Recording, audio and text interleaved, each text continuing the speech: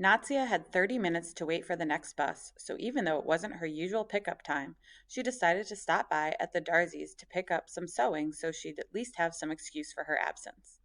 The Darsy loaded her up with several camisas and dupattas that needed repair or embellishing, which Natsia took gratefully. Now she had the excuse she needed for her disappearance, as well as a way to replenish her depleted funds. She decided it was best to simply ring the buzzer when she got back. She heard the slap of sandals against the concrete driveway, then the clang of the bolt sliding from the socket. Shirzad peeked out. He squeezed through the narrow opening. What took so long? I missed the bus. The ticket? Did you get it? Yes, yes, it's done. Malia's brother will take care of it. Shirzad wrapped his arms around her waist, squeezing hard. Oh, stop it. If you want to thank me, take these bags. He took the bulky plastic sacks of clothes, and Natsia shook out her arms to ease the numbness. Do they know I'm gone? Shirzad balanced one bag on his head and the other on his hip. No, that's the best part of all of this. Amma asked about you only a few moments ago when Seema Baji wanted tea. I wasn't sure what to say since they were both awake, but I remembered that you really only go out to get sewing, so that's what I told them, that you went to the Darsy. He grinned. And you did. Suddenly, Seema's sharp voice interrupted them. Who's there? Coming, Baji, coming, Shirzad called out, carrying the bag of clothes as though it weighed as much as he did. Natsia followed Shirzad through the gate and slid the iron bolt into place. Shirzad disappeared toward the back of the house, leaving her alone to face a congregation on the front lawn. Seema Baji sat on a bamboo chair sipping her chai. Amma, Isha, and Mateen sat in a half circle on the dried grass not far from Seema's feet. Natsia was surprised to see that Amma was drinking tea as well, while the little ones were munching on cumin biscuits. And Amma's friend Shanaz sat on the ground beside Amma, her face streaked with tears. All heads turned when Natsia approached. Why didn't you tell me you were going to the Darsy? Seema demanded. You could have brought the eggs and bread from the market. I'm sorry, Baji, Natsia replied, contrite. I didn't want to wake you. Shanaz's guttural moan interrupted. What happened? Natsia shook off her slippers and sat down close to Shanaz. Why are you crying? Gingerly, she took a corner of the swarthy woman's dupatta and wiped away the tears that dripped down her leathery cheeks. I'm all alone in the world, Shanaz wailed. I have no place to go. The world has forsaken me. Please, Shanaz, Seema rolled her eyes. Stop being so dramatic. Of course you have a place to go. Surely someone from your previous jobs can take you in. Everyone has forgotten old Shanaz. Baji, you are the only one who has let me pass through the gate. Puzzled, Natsia looked at her mother.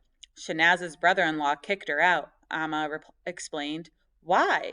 Why? Shanaz wailed. Because he is a beast like all other men.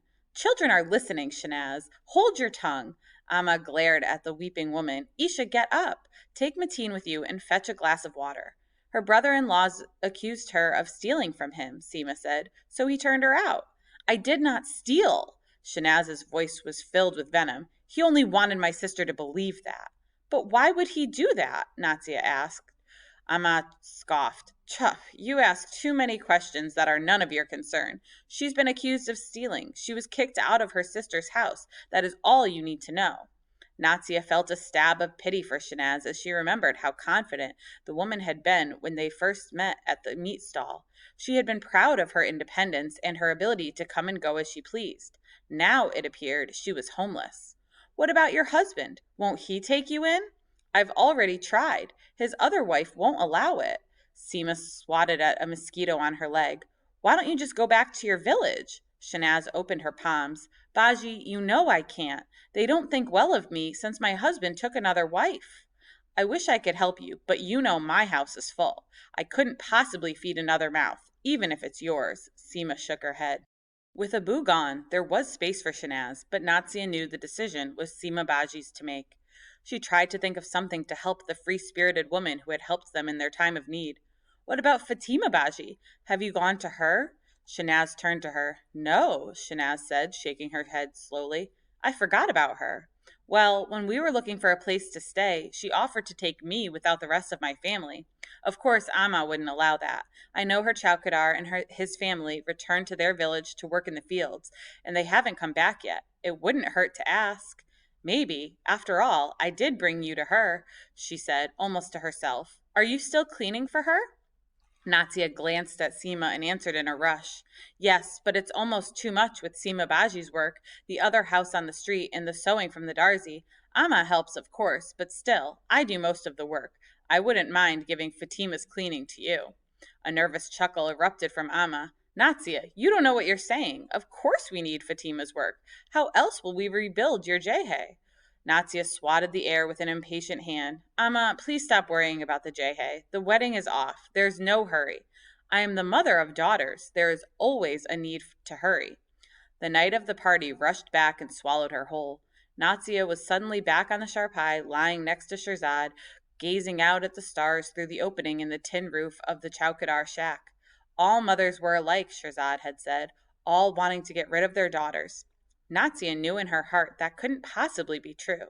It didn't matter to Natia what all mothers wanted to do with their daughters, only what Amma wanted to do with her. Why, Amma? Why is there a need to hurry? What is it about daughters that makes mothers want to get rid of us? Amma exchanged glances with Seema and Shanaz and then laughed. Your innocence is your mother's responsibility, Seema explained. My innocence? Natia almost spat. You mean the way I innocently used to go to school and learn my subjects without worrying about where we would sleep or where our next meal would come from? What's to protect? That innocence is gone. Don't talk back to the Baji, Amma scolded.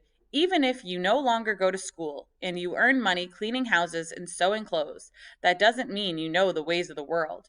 You've a lot yet to learn, Beta. Shanaz placed a bony hand on Natsia's leg. I can see you are viewing the world differently since the last time we spoke. The contempt for the way I choose to live is no longer in your voice. Listen to your mother. She knows what she speaks of. Look at me. I thought living free would suit me. A lifetime later, I am childless and no one cares. I am husbandless. That is all the world sees. A woman without a husband is a woman less than worthless. Natia edged away from her. How can you say that? You said you have loved the way you lived. Yes, but what does it matter if I end up living my old age out on the streets, a beggar no one can look in the eye? The words of the three women did somersaults in Natia's mind. She knew only one thing for certain. Shanaz had helped them even when Natia was unwilling to believe that it was what they needed at that time. You may take Fatima's work or any of the other houses we have. You need it more than we do. Natia stood and turned to her mother. Don't worry, Amma, she said stiffly. I'll bring more sewing or find another house to clean or something. You will get your Jehe. On Thursday, the late afternoon sun cast long shadows across the front lawn where Natia sat on the brittle grass trying to finish up the sewing. Using her teeth, she pulled out old thread from a blue camise, then proceeded to sew it up again to make the shirt 5 centimeters roomier. As soon as the last of the sewing was complete, Natia would have the excuse she needed to venture out to the city and retrieve Shirzad's ticket. Sunday was only 3 days away, and she prayed that Malia had been able to convince her brother to go to the station. As the needle dived in and out of the cloth, Natia thought about Shirzad. From the moment the plan to escape was set in motion, he was a changed boy. He laughed at the slightest hint of amusement, and even managed to make the Mem Sahib explode with laughter at his hilarious antics.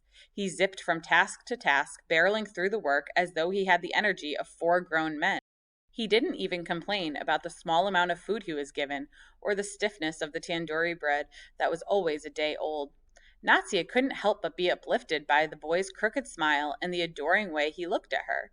She only hoped that the plan would work and that his daddy would welcome him home. She could get him on the train, but what happened when he got to his grandmother's, that was not in her control. As Natia finished the sewing, the buzzer rang. Shirzad hurried out of his quarters. Who is it? A muffled and high-pitched voice wafted over the iron gate. Malia, I'm here to see Natia. Shirzad glanced at Natia and opened the gate before she could stop him. What was Malia doing here?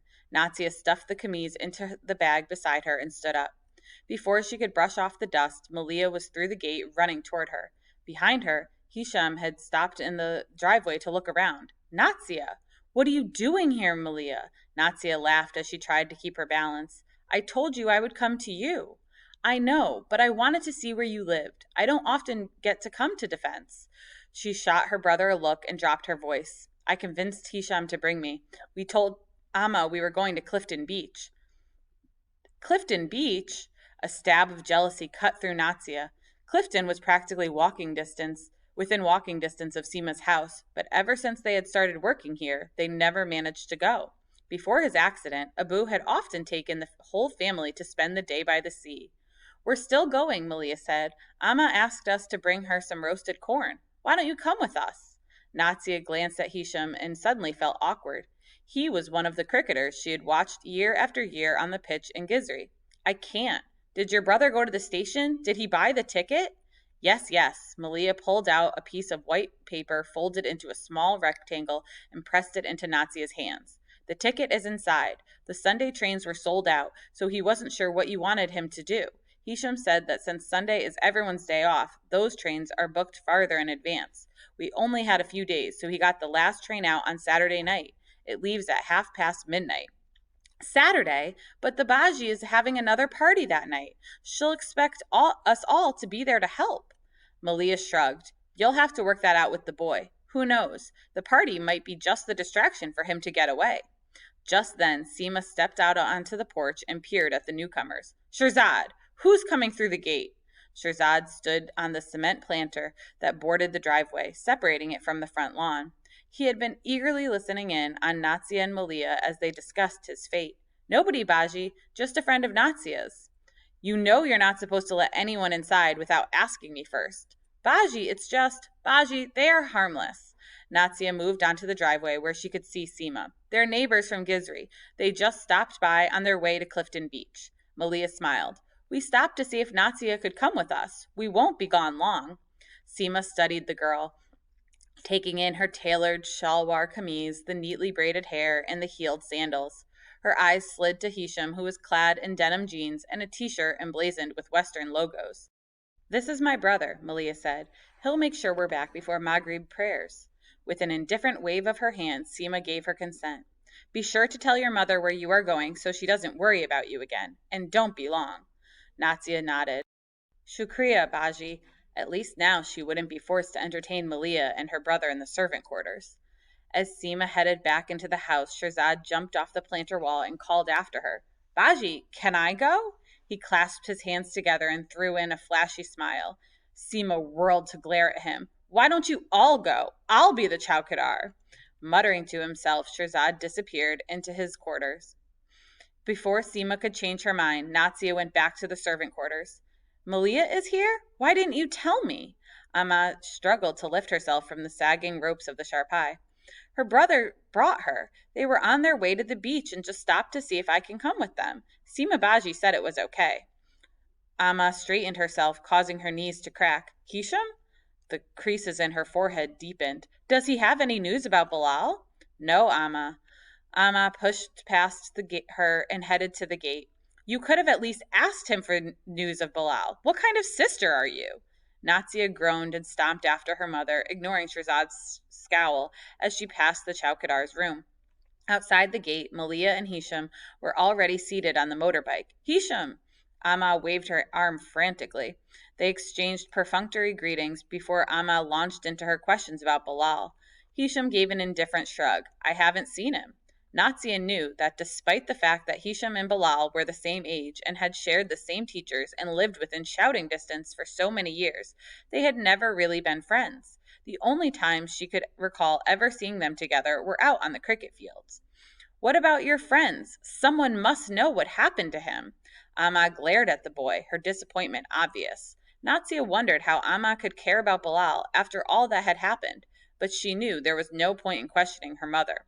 Bilal was her eldest son, and Amma still held a sliver of hope out for him. Hisham fiddled with the key and started the engine. If I hear anything, I'll let you know, he said finally, before turning to Natsia. Are you coming? She nodded and straddled the bike behind Malia. Natsia waved at Amma as they sputtered away, leaving her standing at the side of the road in a puff of dust. The ride to the beach was short but exhilarating. Natsia scooted closer on the narrow seat and loosened her grip on Malia. The dipping sun spread a golden glow that blanketed the street and streamed through Malia's hair. Her sheer dupatta flapped in the wind, and Natsia held it down to keep it from whipping into her face.